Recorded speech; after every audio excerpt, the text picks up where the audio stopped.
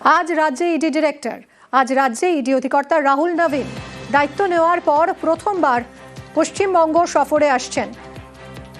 কথা বলবো অনুপের সঙ্গে। অনুপ, কি কি কর্মসূচি আজ রয়েছে ED director? ED director Rahul নবীন তিনি কিন্তু একেবারে বিকালের যে বিমান, সেই বিমানে করে ইতিমধ্যেই কলকাতায় আসছে এবং কলকাতা আসার পরে আজকে সিজিও কমপ্লেক্সে তার যেমন আসার কথা রয়েছে এবং আগামীকাল তার একটি গুরুত্বপূর্ণ বৈঠক, যে বৈঠকের কারণে কিন্তু বলা হয়েছে যাতে আগামীকাল সমস্ত অফিসারদের ছুটি বাতিল করা হয়।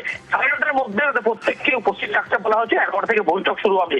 যে সমস্ত রাজ্যে একাধিক মামলা রয়েছে, কেস রয়েছে, সেই তদন্ত কোন প্রক্রিয়া কতদূর এগিয়েছে এবং কোন কোন এখনো পর্যন্ত কোন কোন প্রক্রিয়া এগুলো উচিত, এই সমস্ত কেস টাইপগুলি প্রত্যেককে থাকতে বলা হয়েছে।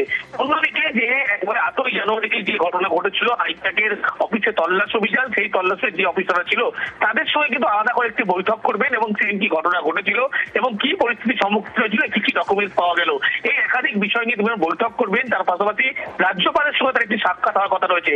আজকে কলকাতা আসার পরে কিন্তু আগামীকাল অফিসিয়াল তার কিছু বৈঠক রয়েছে। তার পরবর্তী পদক্ষেপ হিসেবে রাজ্যপালের সঙ্গে তিনি সাক্ষাৎ করবেন, এমনটাই জানতে পারা যাচ্ছে। ধন্যবাদ অনুপ।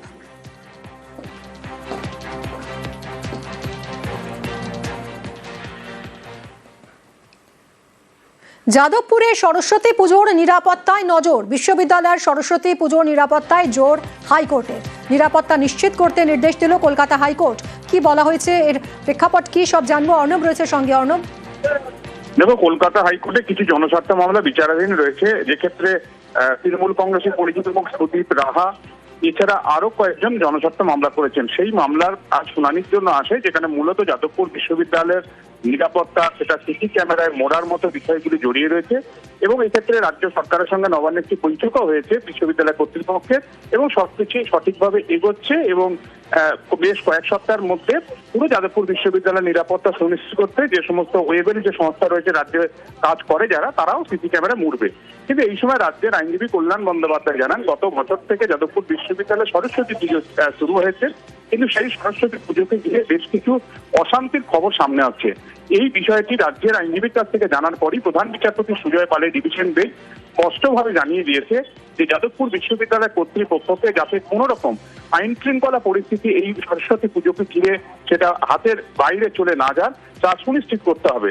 প্রয়োজনে স্থানীয় থানা, এক্ষেত্রে যাদবপুর থানাকে ইনভলভ করার কথা পর্যবেক্ষণে জানিয়েছে প্রধান বিচারপতি ডিভিশন বেঞ্চ। সব মিলে গত বছরে যে সরস্বতী পুজোকে ঘিরে কিছু বিশৃঙ্খল পরিস্থিতি তৈরি হয়েছিল, সেটা যাতে এই বছর না হয় তার পুনরাবৃত্তি আটকাতেই যাদবপুর বিশ্ববিদ্যালয় এবং প্রয়োজনে যাদবপুর থানাকে ওই বিশ্ববিদ্যালয় সরস্বতী পুজোর ইনক্লুড করে পুরো পরিস্থিতি স্বাভাবিক রাখার জন্য নির্দেশ জারি করেছে কলকাতা হাইকোর্ট। ধন্যবাদ অর্ণব। 84 শিখ বিরোধী হিংসা মামলায় বেকসুর খালাস। প্রাক্তন কংগ্রেস সাংসদ সজ্জন কুমারকে বেকসুর খালাসের নির্দেশ দিল দিল্লির রাউজ অ্যাভিনিউ কোর্ট। দিল্লির জনকপুরী এবং বিকাশপুরীর হিংসা মামলায় বেকসুর খালাস। কথা বলবো, মৈত্রী রয়েছে সঙ্গে। মৈত্রী, আদালতের কি পর্যবেক্ষণ?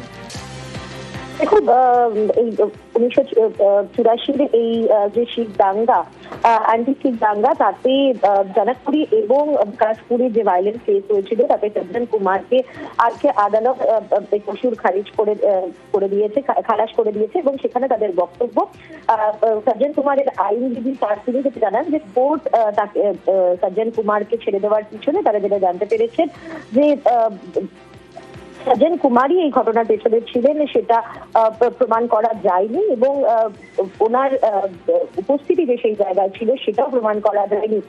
কোথাও গিয়ে একটা তাকে টার্গেট করা হয়েছিল তেমনটাই বলে দেওয়া হচ্ছে।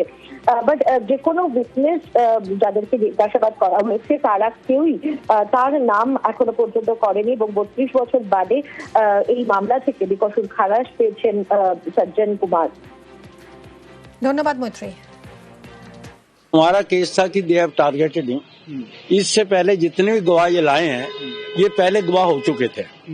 इन सब गवाहों ने आज से 36 साल पहले कहीं टाइटल इसका सज्जन कुमार जी का नाम नहीं लिया, एक भी गवाह नहीं, और एक भी नया गवाह नहीं है। 32-36 साल के बाद आके इन्होंने नाम लिया, नहीं है कोई fresh evidence. We are thankful to the judiciary for having acquitted Sajjan Kumar. अकेले आरोपी थे इसके अंदर। ये तो पूरा दोषी है। 18 केस लगे हुए हैं इसके पर। कैसे दोषी नहीं था तो क्यों ये इतने दिनों से ये था बंद था? किस लिए बंद था? ये अंधी बेरी सरकार हमें इंसाफ क्यों नहीं दी? हमें तो चाहिए इंसाफ। हमारा परिवार मारा गया कि इंसाफ दिया, इसको वापस बंद करो। ये क्यों अंधी बेरी सरकार आज तक हमें इंसाफ नहीं दी? मेरे घर के 10 जने गए, जब हमारे लाशों के ढेर लगे हुए थे, हम लाशें कूद के आए। सरकार ने हमारे साथ क्या करा? इन्होंने क्या करा? ये इतने गवाह झूठे ही हैं। सरकार सच्ची है, हम झूठे हैं।